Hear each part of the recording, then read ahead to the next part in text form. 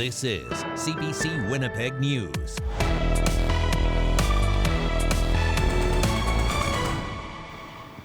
Dan, good evening. Thank you for joining us. I'm Sheila North. Janet Stewart is away.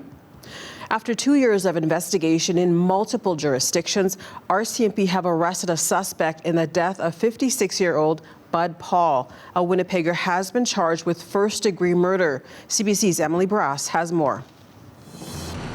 Police have arrested 41-year-old Aaron Musso. They say he's the same man spotted in surveillance video with Bud Paul during the last days of his life. Investigators told us today they first learned Paul was missing in August 2020 when a co-worker requested a wellness check. He hadn't shown up for work and couldn't be reached for days. Paul's body was found a few days later in some woods at Roseau River Anishinaabe First Nation. It was the day after his vehicle was found burned up on Queen Street in Winnipeg near the Polo Park Mall. Today, police say that SUV was key to cracking the case. The vehicle was significant, I will say that in the investigation, and we do have the vehicle on surveillance going throughout Manitoba with these three individuals, but I won't go into any more details on the use of the vehicle. A woman in her 30s was also in the car. Police questioned her in 2020, but she's no longer a suspect. RCMP released a photo of Aaron Musso back in 2020 and got a lot of tips from the public since then. The investigation involved police in several jurisdictions, including Neighbourhoods, where Paul was last seen in this liquor store. Officers combed the area where his body was found, about 100 kilometers south of Winnipeg. RCMP also went through Paul's home here on Hespeler Avenue in the Elmwood neighborhood and say those searches turned up important evidence. Forensics is a very complicated entity, right? And there's new technology evolving every day. And I don't want to, talk about the specifics of DNA because that's very important to police investigations. But what I can say, it was important enough that we extended out to the United States of America for assistance. Police won't say how or where Paul was killed, but they do believe his death was planned. They won't divulge how Musso knew him or what his motive might have been. He was arrested on Tuesday and is being held in custody. Police do not expect to lay any more charges. Emily Brass, CBC News, Winnipeg. 3 firefighters had to be taken to hospital after they were hurt fighting a fire on Toronto Street near Sargent. When crews arrived around 9 last night, the 2.5-story multi-family home was engulfed in smoke and flames. Firefighters weren't able to get into the building until after the fire was out. No one was inside. There is no word on the extent of the injury suffered by the firefighters. The 3 are in hospital in stable condition. 3 years ago, a teen and his father were killed in a crash on the Trans-Canada Highway near the Manitoba-Ontario boundary. Since then, the family has been calling for that stretch of highway to be twinned. As CBC's Stephanie Cram reports, the family has received a personal commitment from the Premier herself to make the highway safer. In 2019, Mark Luley from Dryden, Ontario, was driving his son Jacob, a recent high school graduate, to a golf tournament in Selkirk when they were struck head-on on the Trans-Canada Highway through the Whiteshell near Barron Lake. That specific section of road, it's not just our position, but as we've learned, other people who live in the area know that it is a white-knuckle experience to turn left on that road into the Barron Lake community. The Luley family has been committed to bringing awareness to just how unsafe that stretch of road is and even wrote a letter to the Premier. Yesterday, they heard back from Stephenson's office. They received a letter outlining the commitment from the province to make the highway safer. It was an absolute tragedy for that family, and our thoughts and prayers are with them. This is a priority for us. You will hear more from me on this in the coming months. For the Luley family, the hope is that this is just one step in making the highway safer from coast to coast. And frankly, in a perfect world, the Trans-Canada would be twinned from the Pacific to the Atlantic. In order to reflect the nature of that vital artery. But for us, we're thrilled that the Premier has done what she's done to get the job done. For the Luley family, the commitment from the province is a step towards healing. And this is frankly, the only bright light that we can see in this. The family continues to deal with this every day, as you might well imagine, but this is really positive news. Nobody should go through this. In a letter to the family, the Premier's office says the province will soon start looking for engineers to start the design project and will seek federal support for the project. Stephanie Cram, CBC News, Winnipeg. It's a red carpet night for some soccer players in Winnipeg. The Canada-Manitoba Africa Cup of Nations is having its first ever gala tonight. The league is honoring the achievements of players from 12 different teams. The gala is taking place at the Caboto Centre. That is where CBC's Austin Grabish is. He joins us live from there. Austin, what is happening? Hey Sheila, well the party is about to get started here at the Caboto Centre. Just behind me is the gala that's going to take place. There's a whole room filled with beautiful tables all set up very nicely to celebrate the many achievements of players in this league tonight. Tonight is actually the first time that this league has had a gala to honor the different achievements of their soccer players.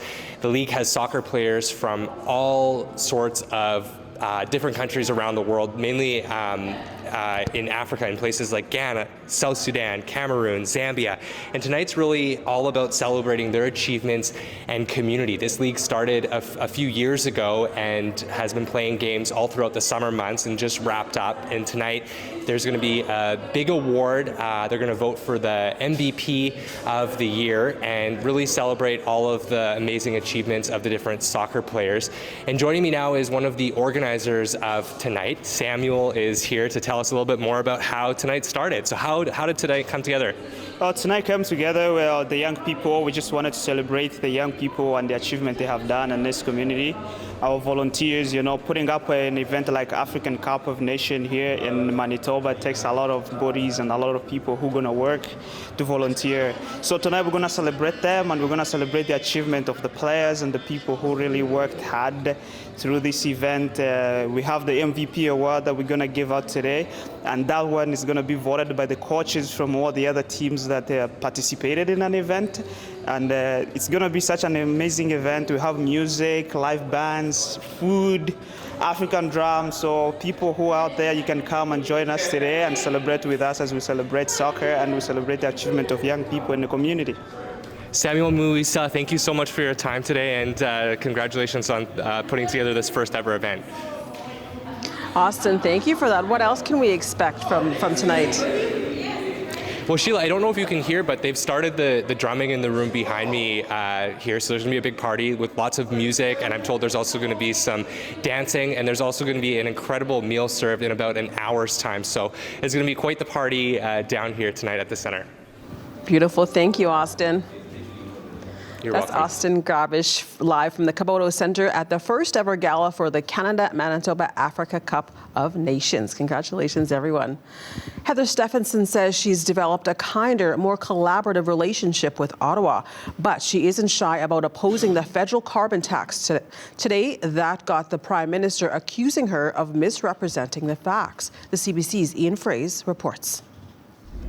Before the pleasantries, welcome to Manitoba again. It's great to be back. Absolutely. Great. The Prime Minister took a shot at Manitoba's Premier. It was about the hotly debated carbon tax. What the Premier and others across the country don't seem to be honest about with Canadians is in the places like Manitoba, where the federal price on pollution applies, average families get more money back from the price on pollution than the extra price on pollution costs them. Ottawa has been saying this for a while, but the parliamentary budget officer said that's not true for 60% of homes when you consider impacts on the whole economy. Manitoba and Ottawa have never really seen eye to eye on the carbon tax. Former Premier Brian Palliser wanted a flat price, but Ottawa rejected it, leaving Manitoba with the escalating federal levy. Now current Premier Heather Stephenson wants to temporarily suspend it, like Alberta and Saskatchewan do. Stephenson repeated her plea yesterday. We are once again calling on the Prime Minister Trudeau and the Liberal government to step up and support Manitobans with immediate measures of support. That aside, Stephenson says her 30-minute meeting with the Prime Minister on Thursday was productive. It was a very positive discussion, I think, today on focusing on getting things done. But as for the carbon tax, Those issues, unfortunately, we had to agree to disagree on. Otherwise, Steffensen says they agreed on a few subjects, like finding ways to get more immigrants to Manitoba. The Prime Minister also spent time today meeting with Manitobans. He spoke with nursing students at the Université de Saint-Boniface and families at the Stanley Knowles Children's Centre. Ian Fraze, CBC News, Winnipeg. Longtime Transcona councillor Russ Wyatt says he's re-entering municipal politics. Wyatt represented the area for 16 years before leaving in 2018 to seek treatment for addictions. He was also charged with sexually assaulting a woman he knew, a charge that was later stayed. Wyatt insists he was innocent and says his struggles with depression contributed to his substance abuse. I look back on it, what was I doing wasting my time with those people, places, and things? But I was coping the best way I could, what I knew at the time, until I was able to reach out for help.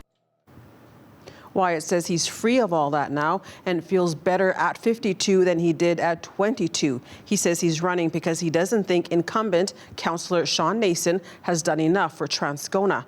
Nason said he welcomes Wyatt to the race. The municipal election is October 26th. And Manitoba is giving more money into a program to provide free meals for students at schools. An additional $1.3 million is going towards supporting the Child Nutrition Council of Manitoba. The province announced the funding today at Acadia Junior High in Winnipeg. The additional funding will allow us to address the rising cost of groceries and expand our breakfast and lunch programs to provide more substantial meals, including hot dishes, over the winter. As you can well imagine, a student who has limited access to food at home may be so distracted they're unable to learn, or they may not attend school at all. Patricia Pollock says she plans to make hearty soups and stews for lunch. She says the schools try to stock up on granola bars and fresh fruit and vegetables. Pollock hopes to revive an after-school program as well. And we have a reminder for you, a reminder that could save a life, but also save you some cash. The return to classes in Manitoba is still a week away, but it's time right now for drivers to re-educate themselves on speed limits around schools. As of today, September 1st, school zones are back in effect Monday to Friday from 7 a.m. until 5:30 p.m. Speed limits in school zones are 30 kilometers per hour. Drivers who break the law could see a significant fine and a drop of 2 levels in the driver safety rating scale, which means paying more for licenses.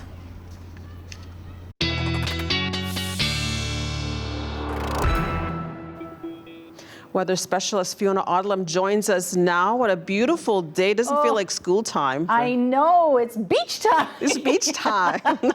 Just for today. Today was the hottest day we've had. Just, my goodness. Just so much warmth, but it is going to slip away. I want to show you this amazing photo that we were sent in to us by Brenda. She snapped this in her backyard in Southdale in Winnipeg.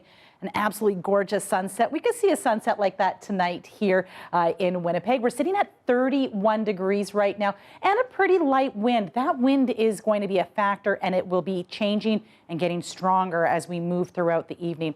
Now, let's talk about today. Today we hit 32.2 degrees. This is significant because we haven't had a lot of days like that this year. What we've seen is 6 days in total. To date, we've had 6 days of 30 degrees or more.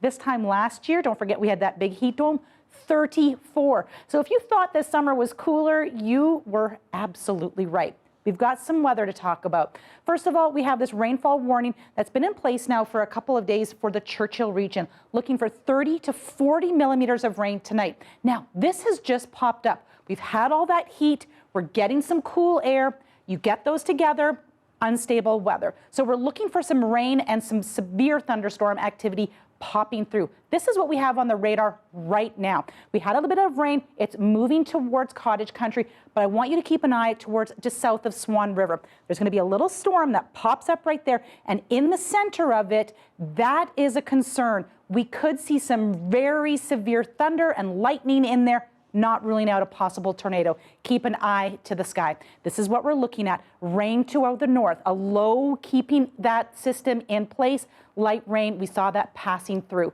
As this moves through, we're going to see a ridge of high pressure coming through, clearing everything out. Lots of great sunshine on the way, but definitely cooler temperatures on the way. We're going to see a big drop, about 12 degrees change. Actually, this is going to be bringing us right into seasonal. So at midnight, it's going to be warm, 24 degrees at midnight, light wind. That wind picks up in the morning, 18 degrees by the time we get going at 7. By lunch, we're pretty much at our daytime high, and a northwest wind, 30, gusting 50. So 23 degrees for Saturday, lots of sun, light cloud on Sunday, starting to warm up for that Labor Day Monday. So it's going to be a really great long weekend, nice and cool in the front, back end, really nice and hot. The weather update is brought to you by Home Equip, your trusted local source for Pride Mobility scooters. From sales to rental and repair, our team is here to serve you.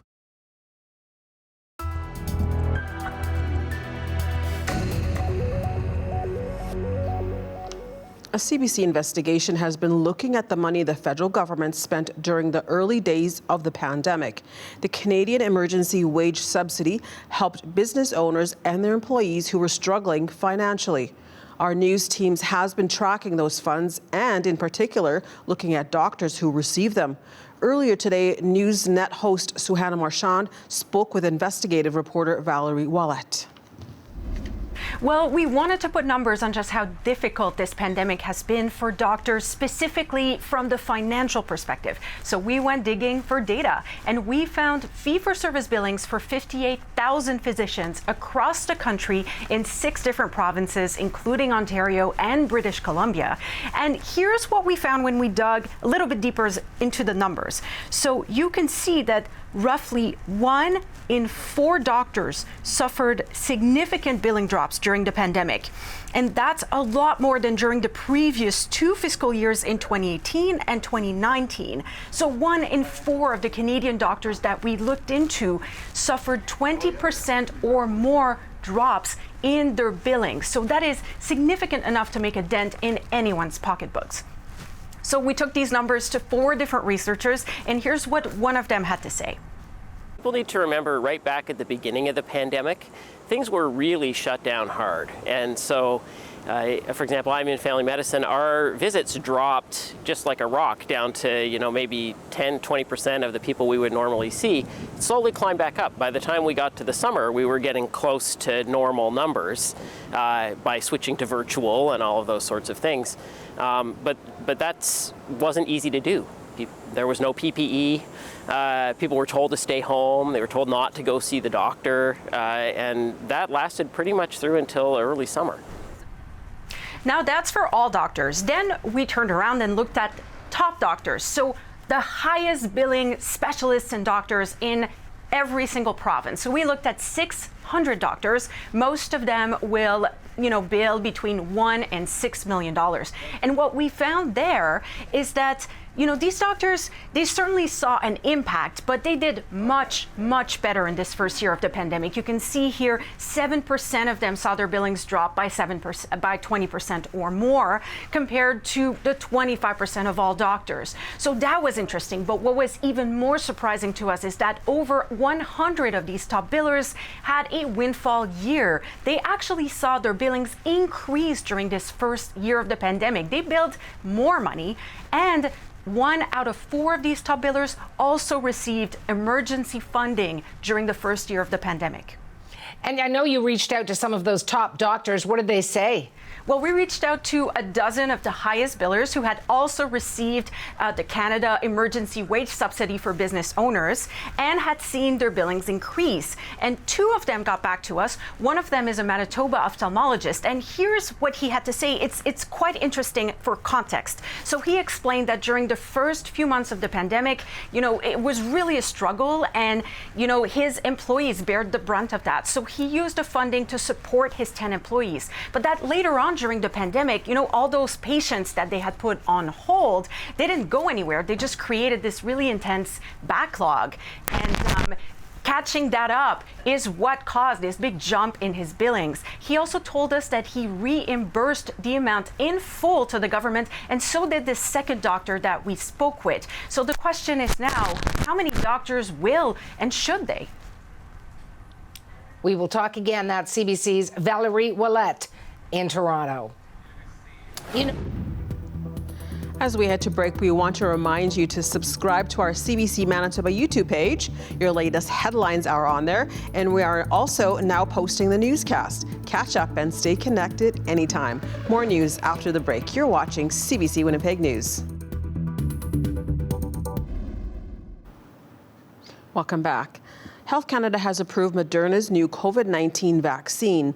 The so-called bivalent vaccine targets both the original strain and the Omicron variant. The federal government has purchased 12 million doses of the new shot. CBC's Lauren Pelly has more. Health Canada has approved a new type of COVID shot from Moderna, a bivalent vaccine targeting both the original virus strain and the Omicron subvariant BA.1. It's essentially two vaccines in one. The new shot protects against several members of the Omicron family. Omicron subvariants now make up almost all of Canada's COVID cases. The latest federal data shows BA.1 and BA.2 make up less than 4% of infections. BA.4 totals around 10%, while BA.5 accounts for the vast majority of recent cases. While the vaccine was designed to more specifically target the Omicron BA.1 subvariant, we know that this vaccine also generates a good immune response against the Omicron subvariants BA.4 and BA.5 that have more recently emerged. U.S. officials already approved Pfizer and Moderna vaccines targeting those newer versions of the virus, and Canada won't be far behind. We are expecting a submission as early as next week from Pfizer. We have had discussions with Moderna as well and are expecting them to also file within the next 2 weeks. With kids heading back to school and cold weather approaching, Canadians now face another COVID conundrum. Which booster to get and when? People really shouldn't be thinking of boosters as sort of an optional thing. We asked vaccine experts for their advice. I think if you haven't been boosted and you haven't had COVID recently, the overwhelming message ought to be go out and get a bivalent BA.1 booster as soon as it's available to you in your province. As we move into an eighth wave. But timing matters too, says this immunologist. If you've just been infected, wait 3 months before you even consider being vaccinated. And if you've been vaccinated, wait 6 months until your next vaccine. And think about those, spreading out those packets of protection to give you the most time while you're protected. Lauren Pelly, CBC News, Toronto.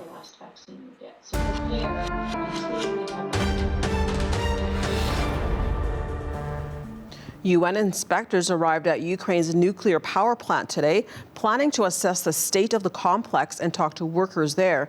But as CBC Susan Ormiston reports, their trip to the site was risky.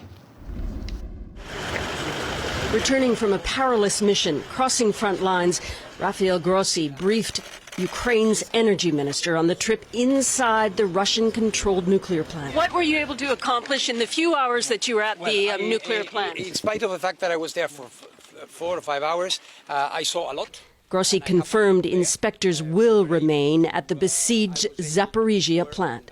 We are not going anywhere. The IAEA is now there, is at the plant, and is not moving. The long-awaited mission was almost scuttled before it began. Good morning, Mr. Grossi. Good morning, Mr. Grossi. Good morning. Shells pounded into the city of Enerhodar early this morning, said Ukraine. One of 2 working reactors had to be shut down. Russian attack helicopters circled. The team of inspectors sped out of the city, heading towards the front line. We followed behind for just 20 minutes before the convoy suddenly stopped. This was as far as we were allowed to go, and the convoy was stopped as well. Just up here, the road too dangerous to pass. They were stuck here for more than 3 hours. A lot of helicopters in the city.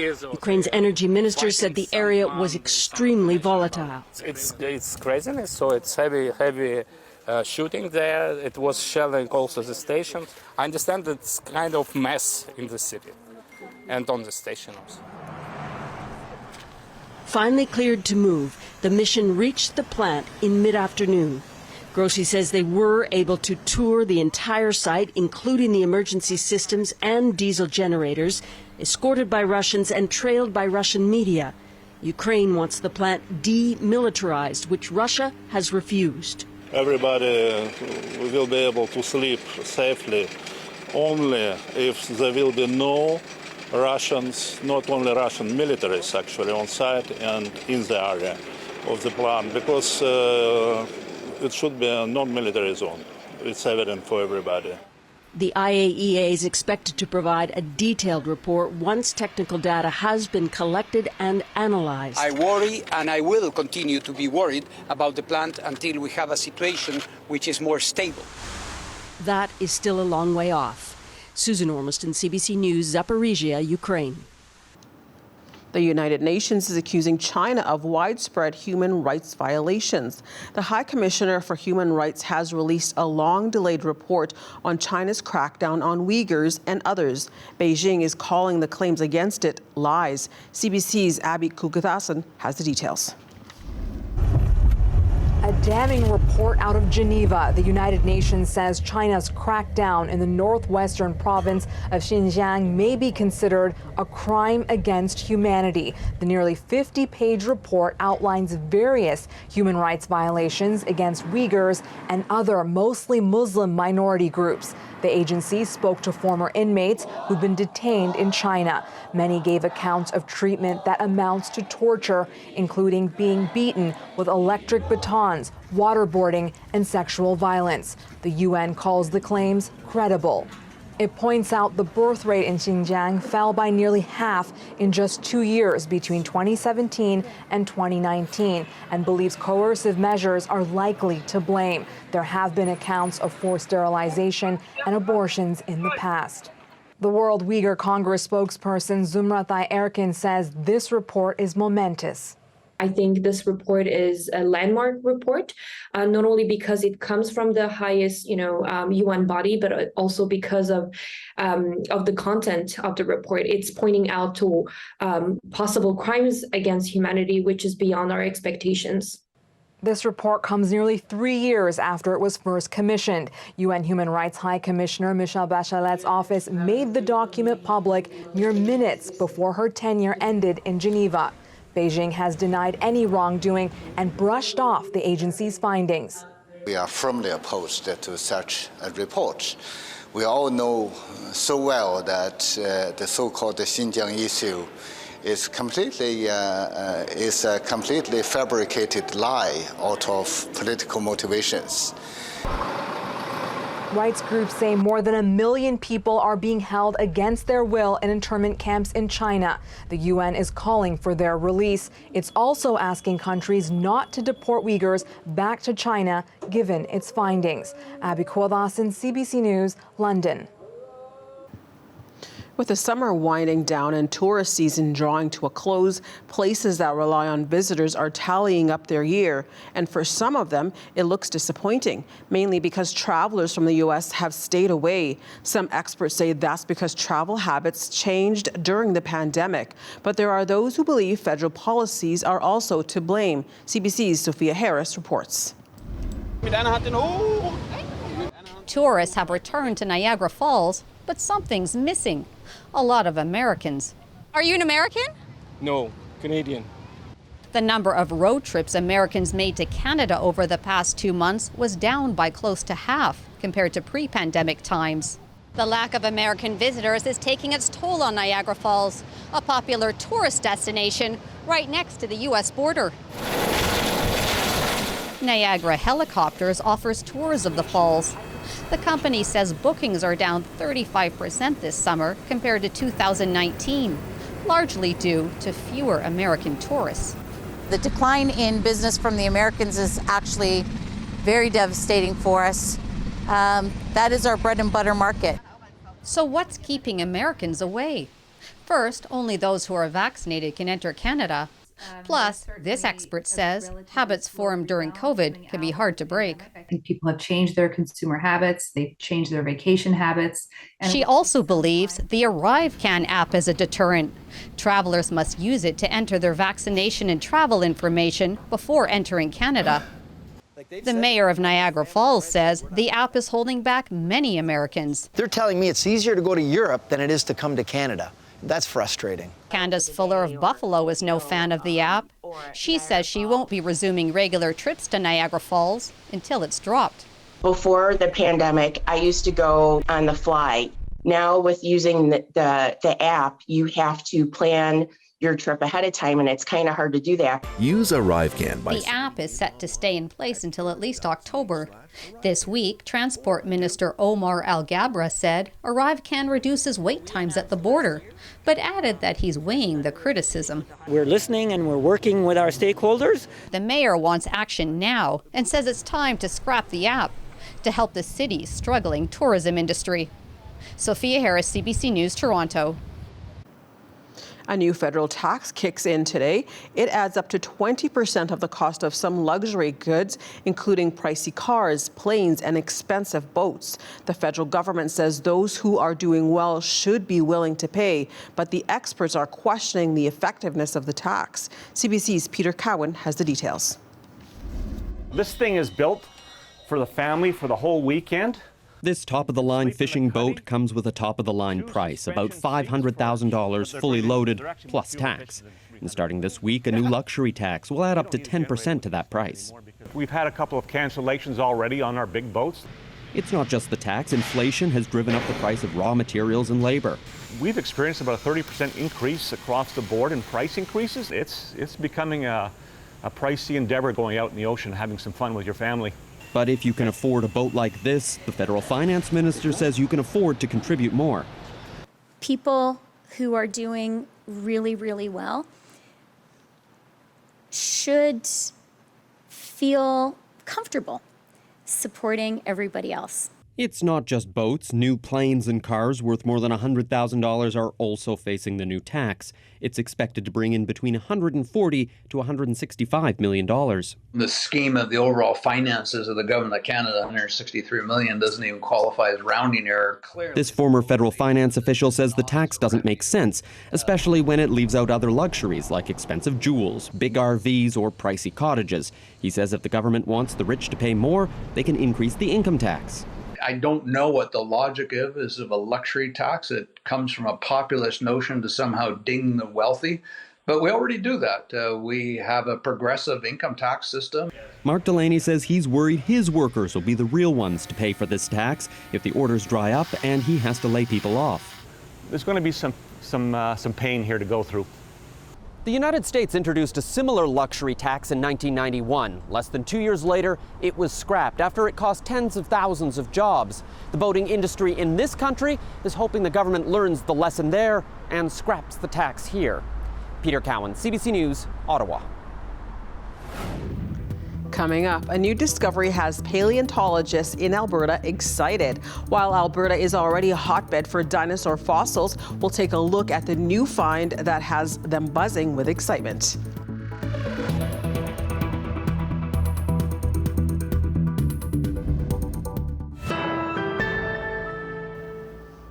Welcome back.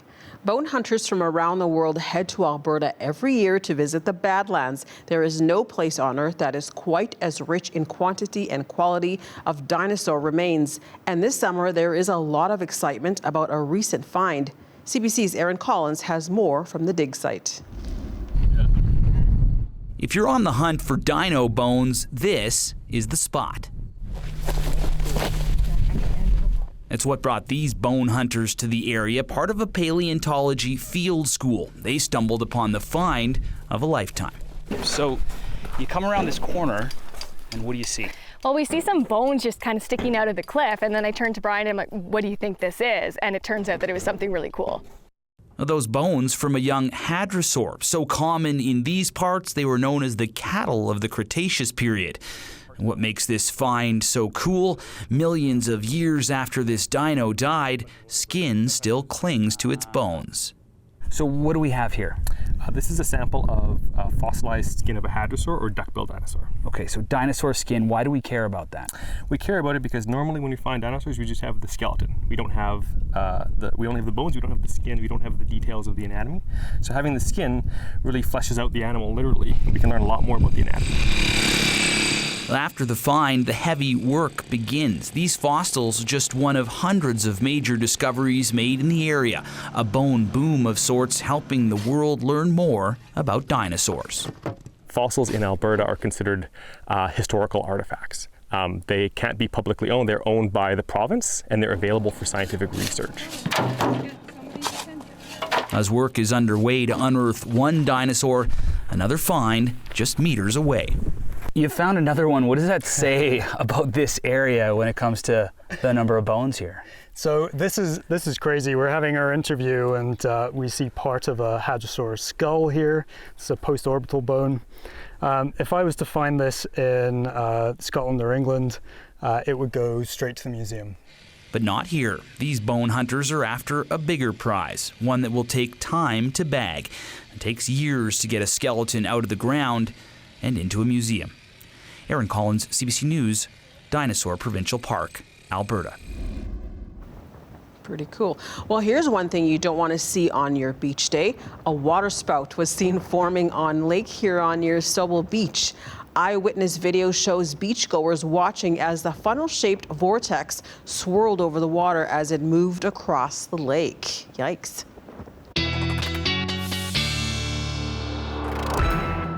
Their specialist Fiona Odlum is back. Did you see that? Yeah, I've seen that on Lake Winnipeg. You have? Yeah, I have. Yeah, we were out in the boat and we saw it and it was like, whoop, time to get to shore.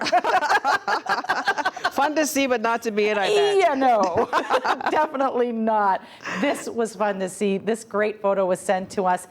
This was sent from Marnie Schlingerman Call from Victoria Beach. If you look closely on the horizon there, you see some folks out enjoying a sunset bike ride. And talk about a big catch. Jennifer caught this monster in Lockport. Wow, that smile says it all. Thanks, Jennifer, for sending that picture in.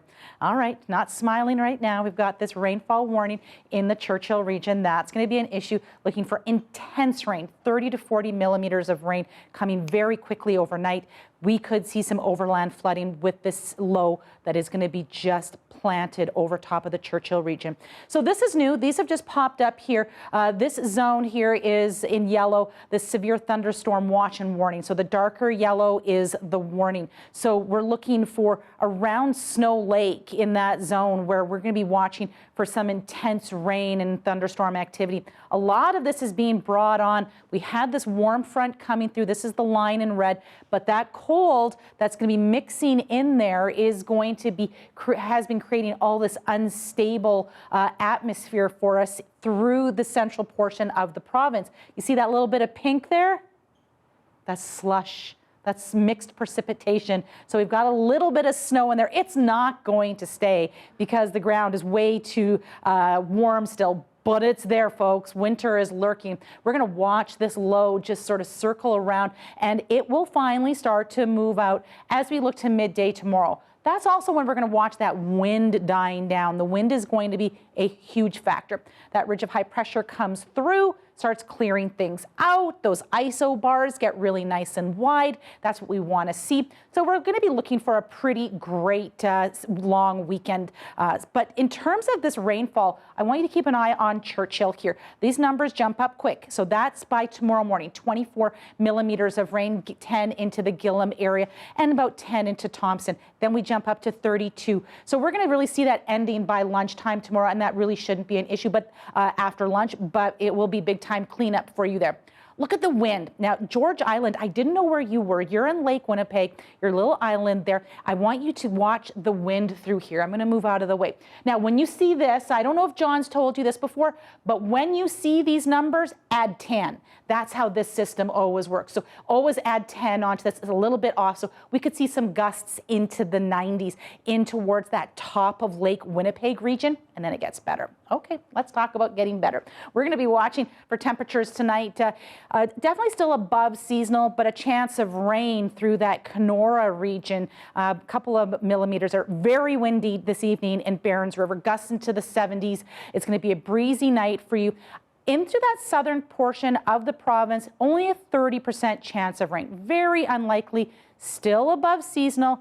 Lots of wind in Norway House. Lots of rain in Thompson. Lots of rain in Churchill and Gillam and Lynn Lake.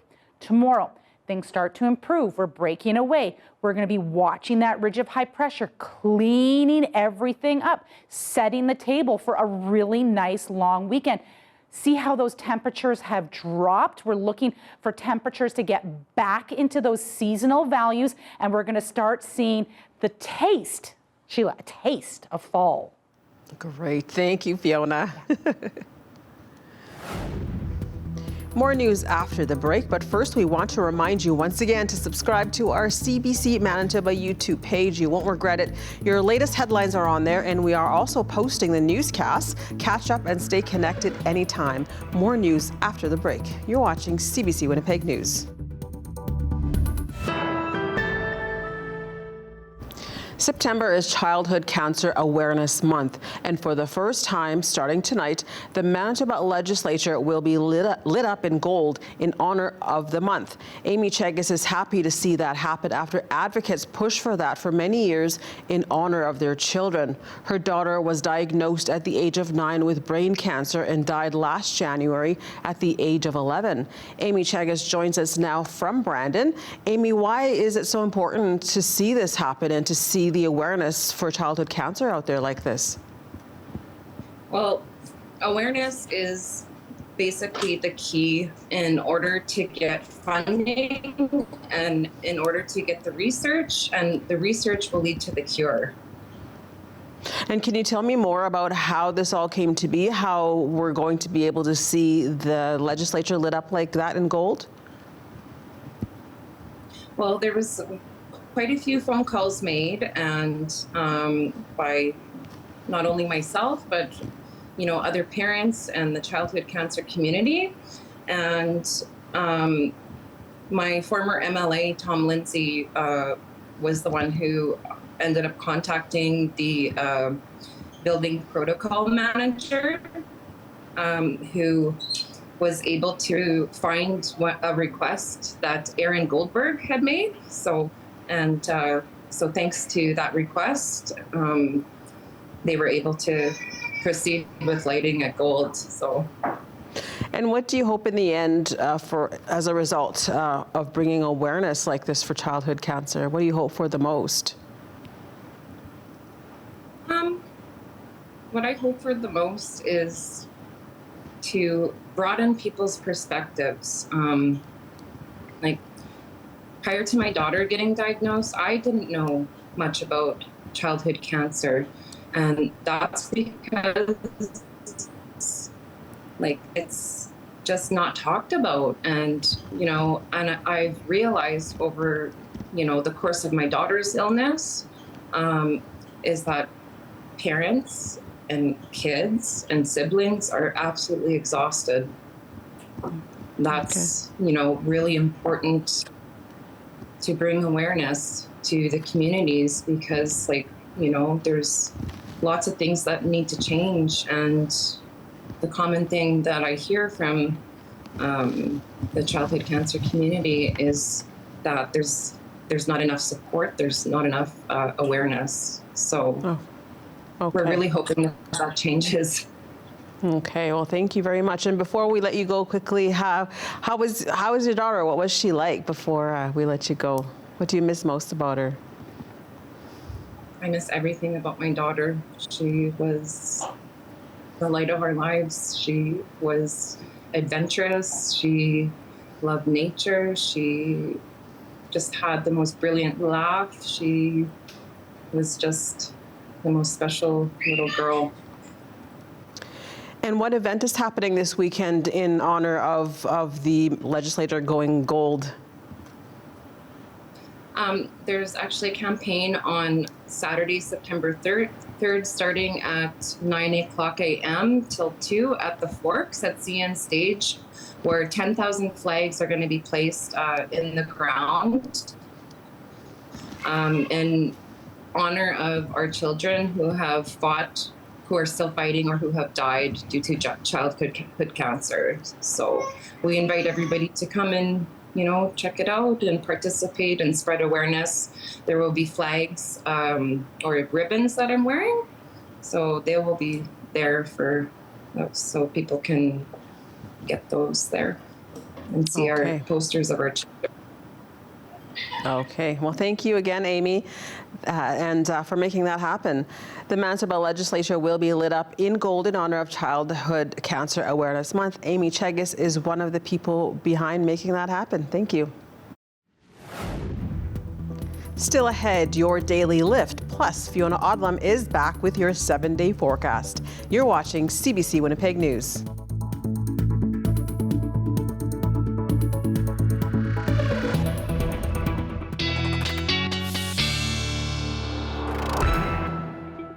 Get ready for a big temperature swing. We're looking for 21 degrees. Today we got to 32.2, so we're dropping a good 11 degrees. This, my friends, is exactly seasonal. This is where we should be. We don't stay there for long. We're going to warm up 23, 25, and holiday Monday, we're back up almost to 30 degrees. Lots of great sunshine as we look at our first full week of September. And this is also really great news for farmers right now because it's staying nice and dry. Okay. There's a new world record for the largest concert ever performed. And it was held to honor the victims of 60 years of internal conflict in Colombia.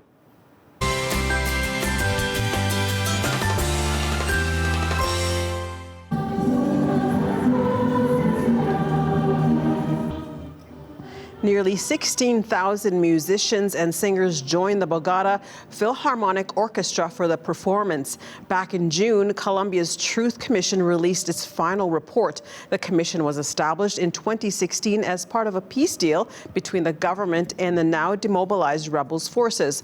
Between 1985 and 2018, nearly 500,000 people were killed in the conflict. More than 7.7 million people were displaced. Beautiful. It's a beautiful event right there. Yeah, well, thank you for joining us. We'll see you back here tomorrow. Yeah, well, you and I are back tonight at 11. That's right. Don't get rid of me just yet. Let's go to the pool for a little while. Yeah. See you later. Thank you. Good night.